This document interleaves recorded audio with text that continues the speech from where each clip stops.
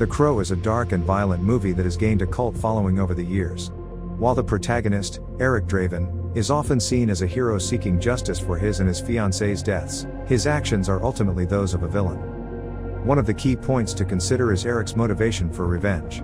While it is understandable that he would want to avenge his and Shelley's deaths, his desire for revenge is purely selfish and lacks any sense of altruism. He is not seeking justice for society as a whole but is only concerned with his own personal pain and anger.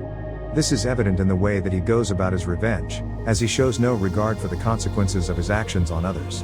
For example, when he attacks all of his killers, he does so in a public place, putting innocent people in harm's way. Another example of Eric's villainous behavior is his lack of a moral compass.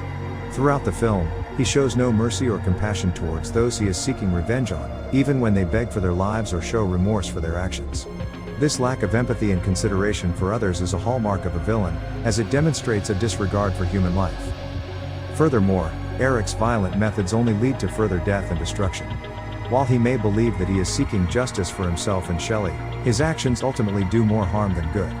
For example, the death of T-Bird, his second-to-last target, sparks a wave of retaliatory violence that ultimately results in the death of people that didn't have anything to do with the death of him or Shelley, and brings in his young friend named Sarah and puts her in harm's way. Eric's actions also do not bring about any lasting change in the world. Once he has avenged his own death, he disappears, leaving behind a world that is no better off than it was before.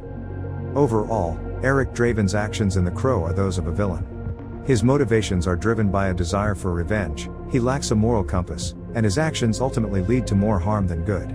It is important to consider the consequences of our actions and the impact they have on others, rather than solely focusing on our own personal desires. In conclusion, while Eric Draven may appear to be a hero seeking justice at first glance, upon closer examination, it becomes clear that he is actually the villain of the story. His actions are driven by a desire for revenge, are not guided by any sort of moral code, and ultimately lead to more harm than good.